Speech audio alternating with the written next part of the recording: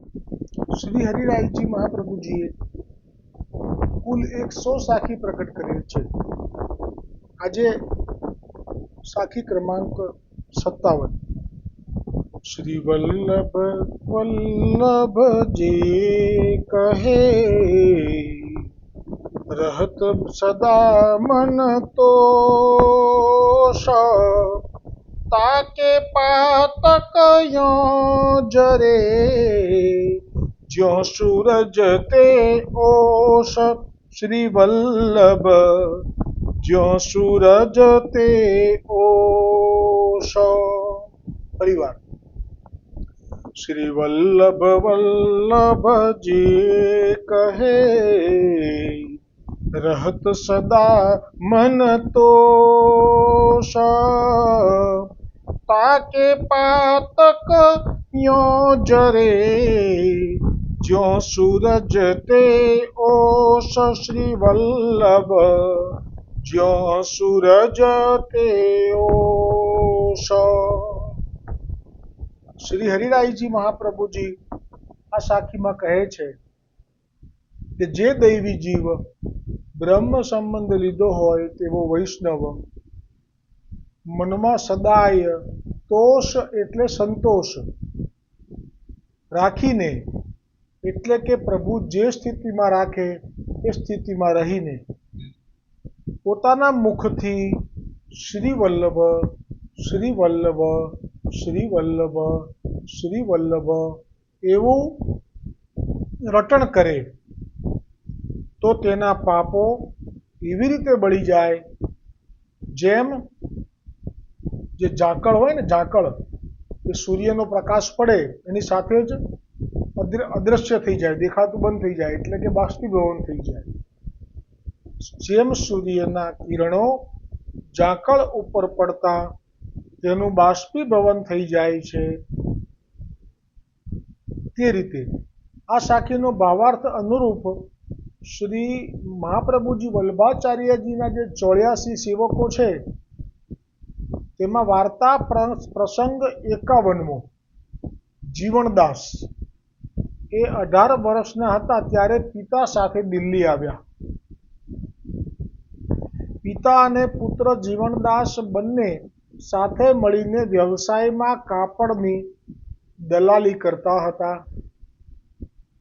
પણ જીવણદાસને એક ખોટી લત એટલે કુટેવ પડી ગઈ હતી. તેથી જે કંઈ પણ કમાણી થાય એટલે તે કમાણીમાંથી રૂપિયા લઈ અને વેશ્યા અને ભવૈયા જ્યાં નાચ ગાન કરતા હતા ત્યાં બધું લૂંટાવી દેતા હતા અને પિતા કમાય તેમાંથી પોતે ખાય. આ વાતની પિતાને જ્યારે ખબર પડી ત્યારે ખૂબ ક્રોધે ભરાયા, ગુસ્સે થયા અને આજ્ઞા કરી, આજ પછી તું આવી જગ્યાએ ના જઈશ. ત્યારે કહે, આજ પછી હું આવી જગ્યાએ નહીં જઉં.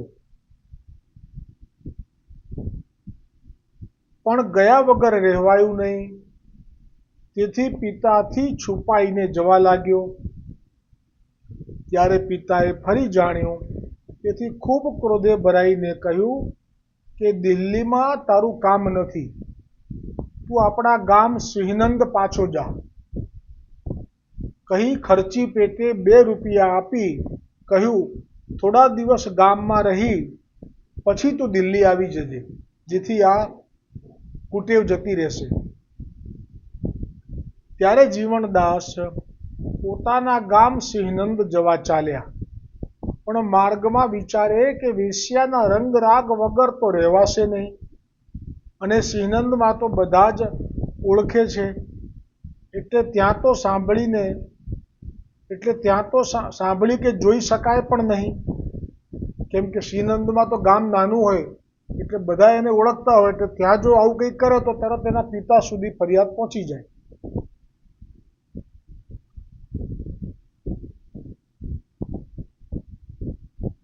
પિતાએ ઘેર મોકલ્યો છે, હવે હું શું કરું એમ વિચારીને રસ્તામાં જ ઊભો રહી ગયો. ત્યારે ઊભા ઊભા 2 ઘડી 48 મિનિટ એમની એમ વીતી ગઈ. આમ જવું કે આમ જવું. એટલામાં એક ભવૈયાઓનો સંગ આવ્યો. તે આગ્રા જઈ રહ્યા હતા. તે સંગ જોઈને જીવણદાસે પૂછ્યું, તમે કોણ છો? ક્યાંથી આવ્યા અને ક્યાં જવાના? ત્યારે એમણે કહ્યું કે અમે ભવૈયા છીએ, પશ્ચિમથી આવ્યા છીએ અને આગ્રા જઈશું. ત્યારે જીવણદાસ વિચારે, આગ્રા મોટું શહેર કહેવાય, તો જોવું તો ખરો કે શહેરમાં કેવું છે શહેર. ઘરે જઈને શું કરીશ? એ જીવણદાસ ભવૈયાની સાથે આગ્રા આવ્યો. આગ્રામાં કપડાની દલાલી કરે, તેમાંથી ખાનપાન કરે અને જે બચે એ બધું વળી પાછું વેશ્યા અને ભવૈયાઓના નાચ ગાનમાં ખર્ચી નાખે. આ પ્રમાણે 3 વર્ષ રહ્યો. ત્યારે પિતાએ એવું માની લીધું કે પુત્ર ક્યાંક માર્ગમાં મરી ગયો હશે, ક્યાં તો કોઈ બીજા દેશ પર જતો રહ્યો હશે. રંગરાગનો શોખ બહુ ખરાબ હતો, તેથી જ ગયો. એમ વિચારીને રોઈને બેસી રહ્યો. આ તરફ આગ્રામાં એક વખત ઠગ સારા કપડાં પહેરીને આવ્યા અને પોતાના મુકામ પર જીવણદાસને બોલાવીને કહ્યું કે અમારે સારા સારા કપડાં લેવા છે. એટલે ખરીદી કરવા માટે આવ્યા તો બધા ભેગા મળીને આવ્યા ને બધાએ જે વસ્ત્રો પહેર્યા હતા, પાગ અને જે જામો અને જે બધા ઘરેણાં, એ સાચા હતા. એટલે બહુ મોટા શ્રીમંત સાહુકારના હોય એવો દેખાવ ઊભો કર્યો હતો. તેથી જીવણદાસ બજાજની દુકાનેથી 100 રૂપિયાનો માલ લઈ આ ઠગના મુકામ પર આવ્યો. પછી ઠગે એમ પણ કહ્યું કે અમે આ જગ્યાએ ઉતર્યા છીએ અને અમને આવો આ પ્રકારના કપડાના તાંકા જોઈએ છે. તો આણે જોયું કે આ તો બધા શ્રીમંત સાહુકાર જે આટલું બધું દ્રવ્યથી અલંકાર શોભાયમાન છે, એમના કંઠમાં, કાનમાં, હાથમાં કડા અને વસ્ત્રો પણ બધા કિંમતી છે, એટલે બહુ મોટા શેઠ છે. એટલે શેઠની જોડે કેવી રીતે વેપાર થાય એ જે સૂઝ છે એનો ઉપયોગ કર્યો અને શેઠે કહ્યું ત્યાં લઈને ગયા કપડાં, કાપડના તાંકાઓ કિંમતી, રેશમી વગેરે. તે ઠગે વાતો કરી અને સાંજ પડાવી દીધી. એવા વાતમાં લીધા કે સાંજ પડી ગઈ. ત્યારે જીવણદાસને કહ્યું હવે આ ઠગોએ કે સવારે તને અમે રૂપિયા ચૂકવી દઈશું, તેથી કાલે તમે વહેલા આવી જજો. આ પણ એટલો પ્રભાવ પાડ્યા પછી બોલ્યા. એટલે એ પ્રભાવ પાડ્યા પછી એવું થાય કે તમે એ પ્રભાવમાં આવી જાઓ તો તમે એને ના પણ ના પાડી શકો. જેમ કે પૂતના આવે છે તો પૂતના લક્ષ્મી દેવી જેવું રૂપ લઈને આવે છે. એટલા બધા અલંકાર શ્રીઅંગ ઉપર ધારણ કર્યા છે અને એટલી બધી એની જે વસ્ત્રો અને બધી જે પહેરવાની રીત છે એ ઉપરથી લક્ષ્મી સાક્ષાત એવો શબ્દ સુખદેવજીએ વાપર્યો છે કે જેથી કોઈ રોકી ના શક્યું. સ્ત્રી તો છે જ, એટલે સ્ત્રી હોય એટલે બાળક પાસે જતું હોય કનૈયા પાસે તો ના રોકાય, પણ સ્ત્રીમાં પણ એણે ઉત્તમમાં ઉત્તમ વેશ ધારણ કર્યો હતો. એટલે પ્રભાવ જ એવો હતો કે નંદ બાબા કહીને ગયા હતા અજાણ્યું કોઈ ના આવવું જોઈએ. એવા વખતે નંદ બાબાની આજ્ઞા પ્રમાણે તો આને ના જવા દેવાય અંદર, પણ તોય એ પ્રભાવમાં આવી ગયા. પ્રભાવ વસ્તુ જ એવી છે કે જ્યારે પ્રભાવમાં કોઈ જીવ આવી જાય છે પછી એ કંઈ બોલી શકતો નથી. એટલે આને કહ્યું કાલે સવારે વહેલા આવી જજો. વાતમાં સહજ રીતે કહી દીધું. તો આ શરમનો માર્યો બોલી ન શક્યો અને બોલવાઈ ગયો. અને જીવણદાસે વિચાર્યું કે જેમણે આટલા ઘરેણાં અને ઉત્તમ વસ્ત્રો પહેર્યા છે તે આટલા થોડાક માટે કેવું કરે. બોલો, આ આખી ઇમેજ ઊભી કરી. તેથી ભલા માણસો લાગે છે. તેથી જીવણદાસ રાત્રિએ રંગરાગ સાંભળવા ગયા. આ તરફ ઠગ પોતાના મુકામથી સઘળા કાપડના કિંમતી તાંકાઓ લઈ ચાલ્યા ગયા. બીજે દિવસે સવારે જીવણદાસે ઠગના મુકામ પર આવીને જોયું તો કોઈ હતું નહીં. આજુબાજુના લોકોને પૂછ્યું તો લોકોએ કહ્યું એ તો ઠગ હતા. 10 જણાની સીધું સામગ્રી પણ રૂપિયા આપ્યા વગર. ઠગની તો મર્યાદા ક્યાં હોય. ઠગે એવું પણ ના વિચાર્યું કે ચલો આ કાપડના વેપારીને લૂંટું છું, પણ જે બિચારા દાળ, ઘી અને ખાંડ વેચતા હોય એને નથી લૂંટવા. એ લોકોના મનમાં તો એવું હોય જ નહીં. જ્યાંથી સીધું સામગ્રી લીધું એને કીધું કાલ સવારે લઈ જતો. એમણે પણ આ ઘરેણા જોયા એટલે બહુ ઘરેણા જોઈને, બહુ મોટો દેખાવ જોઈને કે બહુ મોટી વાહવા સાંભળીને અંજાઈ નહીં જવું. ઉદ્ધવજીને જોઈને અંજાઈ ગઈ ગોપીઓ. પણ જ્યારે ઉદ્ધવજીના મુખમાંથી વચન નીકળ્યા ત્યારે ખબર પડી કે આ તો રસ વિરોધી, રસ ભંગ કરનારો આવ્યો છે મારા પાસે.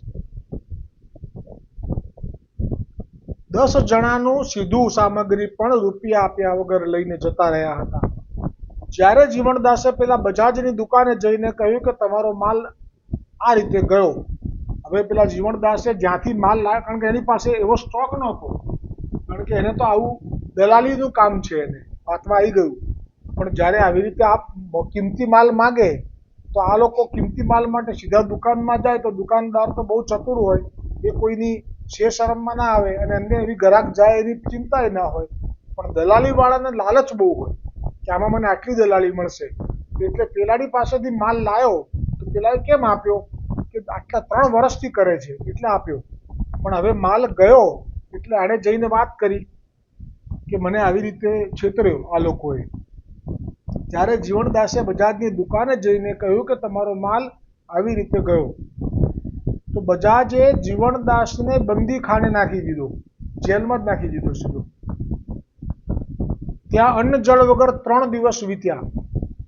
ત્યારે જીવણદાસે એ બજાજને કહ્યું કે હવે મારો જીવ જરૂર જશે, કેમ કે તમે વિચારો 3 દિવસ સુધી કોઈ પાણી પણ ના પીએ અને અનાજ પણ ના લે. એ જમાનામાં 3 દિવસ રહી શકાતું હશે, અત્યારે તો 2 દિવસ તો પતી જાય. મારો જીવ જરૂર જશે, તેથી એક કામ કરો, મારા પિતા દિલ્હીમાં દલાલી કરે છે, એમને હું લખીને જાણ કરું અને સિંહનંદમાં મારું ઘર છે ત્યાં પણ લખીને જાણ કરું તો તમારા 100 રૂપિયા ગમે તેમ કરીને ભરી દઈશ. એ જમાનામાં 100 એટલે અત્યારના તો 10 લાખ રૂપિયા થાય, 1 લાખ તો થાય જ. તેથી તમે મને યમુના સ્નાન કરાવો, કેમ કે અમારા સિંહનંદમાં જો હવે આ સત્સંગનો મહિમા આવ્યો. આ જીવ દૈવી તો છે જ, પણ હજી એનો યોગ નથી આવ્યો કે બ્રહ્મસુબંધ થાય. પણ એણે અજાણતા એક વખત સત્સંગ સાંભળ્યો હતો. સિંહનંદમાં તો વૈષ્ણવ કેટલા બધા છે, વસુદેવદાસ છકડાથી લઈને કેટલા, ગિરજા ગોરજા સમરાઈથી લઈને બધા બહુ જ છે. એક વખત ત્યાં વૈષ્ણવો અંદર અંદર વાતો કરતા મેં સાંભળ્યા હતા. જે મહાપ્રભુજી વલ્ભાચાર્યજીના સેવકો હતા, જે શ્રી યમુના એવું કહી રહ્યા હતા કે જે શ્રી યમુનાજીમાં નાય છે અને જે યમુનાજીના જલનું પાન કરે છે તેમનું સઘળું દુઃખ દૂર થઈ જાય છે અને નવો દેહ, નૂતન શરીર થઈ જાય છે. તેથી વૈષ્ણવ કદી જૂઠું ના બોલે. આ બધું બજાજને કહે છે આ જીવણ. તો તમે મને યમુનાજીમાં નાહવા દો તો તમારા રૂપિયા તો હું કંઈક ઉપાય કરું. અત્યારે આગ્રામાં છે, ત્યાં પણ યમુનાજી વહી રહ્યા છે. તો કે તમે મને નાહવા દો તો તમારા રૂપિયાનો ઉપાય કરું. આ રીતે પિતાને અને ગામ પર પત્ર લખીને. ત્યારે એ બજાજના મનમાં દયા આવી અને કહ્યું કે અમે ઘરમાં યમુના જળ મંગાવી દઈએ અને ઘરમાં જ સ્નાન કરાવી દઈએ, તેથી ખાનપાન કરી લો. કેમ કે આ મરી જાય બંદીખાનામાં એટલે ઘરમાં જ કોઈ જગ્યાએ પૂર્યા હશે તો જ આવું થાય કે મરી જાય તો પછી એના ઉપર હાકીમ કેસ કરે. એટલે અરે યમુનાજીનું જે જળનું છે ને વાત તો ઘરમાં લાવી દઉં છું એમ સ્નાન કરાવવા માટે. તો જીવણદાસે કહ્યું કે ના, એ વહેતી ધારામાં નાહવાનું જ પુણ્ય છે. હજી એને વૈષ્ણવ થયો નથી ને એટલે પાપ પુણ્ય અને એમાં તીર્થનું સ્નાનનું પુણ્ય એવો શબ્દ પ્રગટ થાય છે. જેવો એ બ્રહ્મસંબંધ થશે પછી ખબર પડશે. તો મને યમુનાજીમાં નાહવા દો તો સારું, નહીં તો હું જળ નહીં લઉં અને હું મૃત્યુ પામીશ અને તમારા માથે આવશે પાપ. મારો કંઠ સુકાય છે. તેથી આ જ કાલમાં મારા પ્રાણ જશે ત્યારે હત્યા તમારા માથે લાગશે. ત્યારે આ બજાજે 4 માણસ, બજાજ એટલો પાકો છે કે આ નાવા મોકલીને જતો રહે એટલે 1-2 માણસની 4 માણસ મોકલ્યા સાથે, પકડીને લઈ જાઓ અને હાથ બાંધી દો એના અને પછી એને સ્નાન કરાવીને લાવો પાછો. એ ડૂબી ના મરે એનું ખાસ ધ્યાન રાખજો. પૈસા મારા ના જવા જોઈએ, એ ડૂબી મરે તો ડૂબી મરે. કેવા માણસો દુનિયામાં પડ્યા. તેથી બરોબર પકડી રાખજો. ત્યારે 4 માણસો જીવણદાસનો હાથ બાંધી યમુનાજીના કિનારે લઈ આવ્યા અને નવડાવ્યા. ત્યાં જ શ્રી મહાપ્રભુજી વલ્લભાચાર્યજી સંધ્યાવંદન કરી રહ્યા હતા અને 10-20 વૈષ્ણવો ગાઈ રહ્યા હતા આગ્રામાં. તે સમયે મહાપ્રભુજીની દ્રષ્ટિ જીવણદાસ પર પડી. તેથી શ્રી મહાપ્રભુજીએ પૂછ્યું, આ કોણ છે? એના હાથ બાંધેલા છે અને 4 માણસો એ પકડી રાખ્યો છે, એને અહીંયા લઈ આવો. ત્યારે બધાય વૈષ્ણવોએ જઈને પેલા 4 માણસોને સમજાવ્યા. ત્યારે જીવણદાસને પકડીને પેલા 4 માણસો શ્રી મહાપ્રભુજી પાસે આવ્યા. ત્યારે શ્રી મહાપ્રભુજી કહે, જીવણદાસ, રંગ રાગ હજુ વધુ જોવા છે કે સાંભળવાની ઈચ્છા છે? તો આ કોણ બોલ્યું? સ્વામિનીજી. આ કોણ છે એ સ્વામિનીજીને ખબર છે, પણ આપ અહીંયા દ્વિજ તનમાં છો, પેલો અહીંયા પુરુષ શરીરમાં છે. અને એમ પણ કહી શકાય કે આ કૃષ્ણનો સખો બોલ્યો, અરે આ કૃષ્ણના સખાને કહી રહ્યા છે. અને આપ કોણ છો? તો શ્રી કૃષ્ણ છો. કેમ કે મહાપ્રભુજીનો અવતાર જે છે એ શ્રી કૃષ્ણના મુખારવિંદથી પણ છે. એટલે આપ શ્રી કૃષ્ણ પણ છો અને સ્વામિનીજી પણ છો. એટલે અત્યારે સખી ભાવ પણ હોય કે સખા ભાવ પણ હોય.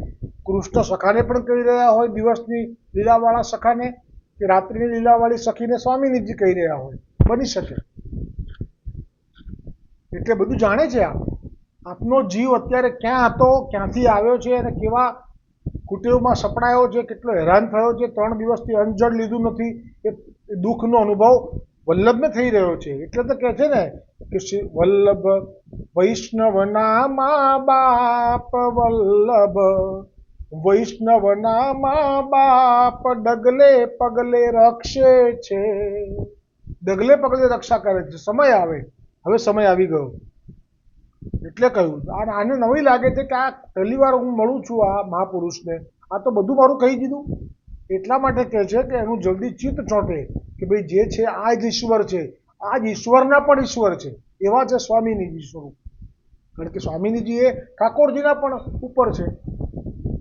બાકી પેલા બ્રહ્મમાં જોવા જાવ તો પણ એવું જ છે પાછું, બ્રહ્મ સ્વરૂપમાં જોવા જાવ તો. ત્યારે જીવણદાસે કહ્યું કે મહારાજ, રંગ રાગનું જ ફળ ભોગવી રહ્યો છું. પિતાએ રોક્યો હતો પણ મેં માન્યું નહીં, તેથી ભોગવવું પડ્યું. ત્યારે શ્રી આચાર્યજીએ કૃષ્ણદાસજી મેઘનજીને કહ્યું કે આ જીવણદાસને 100 રૂપિયા ક્યાંકથી અપાવી અમારું નામ લખાવી એને છોડાવી લાવો. એટલે કે અમારી વચનથી એને 100 રૂપિયા ગીરે લઈ આવો. કોઈ વસ્તુ એ અમે આપીશું, જવાબદારી અમારી. વલ્લભે વચન આપ્યું અને પછી એ છોડાવી. આવો સમય થઈ ગયો છે મારી પાસે, એ મૂળ પ્રસંગ પર આવી જઉં છું. કે પછી આપ કૃપા કરી અને એને છોડાવે છે. પછી તો એને કહે છે કે તું બગડી જઈશ પાછો. મા બાપને કહ્યું ને, વલ્લભ વૈષ્ણવના મા બાપ ડગલે પગલે રક્ષે છે. એટલે સાચા મા બાપ છે આપણા, કે જે એમ કહે છે કે ના, હવે હું તને અત્યારે તો નહીં છોડું, હું તને તારા પિતાના હાથમાં સોંપીશ, એમ કરીને સાથે લઈને જાય છે. પણ એ સિનન નથી જઈ શકતા, કેમ કે સરસ્વતી આપણે ઉલ્લંઘી નથી ક્યારેય પણ.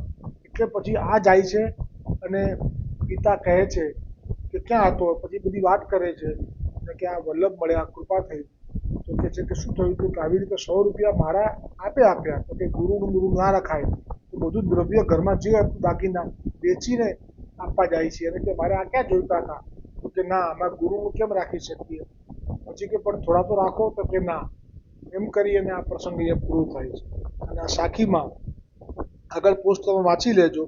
પણ વાત તો આ જ છે કે શ્રી વલ્લભ વલ્લભ જે કહે, રહત સદા મન તોષ.